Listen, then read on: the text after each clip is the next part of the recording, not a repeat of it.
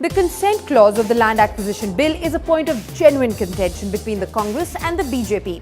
The UPA version of the bill said that the consent of 80% landowners would be needed for private projects, 70% for public-private partnership projects, and no consent was needed for government projects.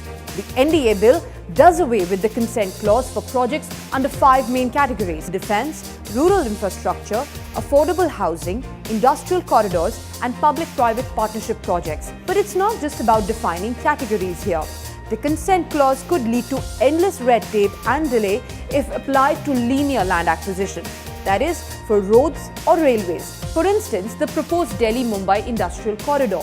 Getting the consent of 80% of landowners along a 1,400-kilometer stretch in 6 states would be a bureaucratic nightmare. But consent does not make sense when acquiring land in one big chunk or for non-linear acquisition. A yes from 70 to 80% of such landowners is only fair because you're dealing with a community that faces the very same social and economic impact of giving up their land. So is there a middle ground? Should consent be made mandatory in the case of a few square kilometers for, say, an armaments factory? And should it be scrapped for the construction of a 300-kilometer expressway? Under pressure from the opposition, the Modi Sarkar is reportedly ready for a watered-down version of the consent clause. Will the opposition agree? Find out at The Quint.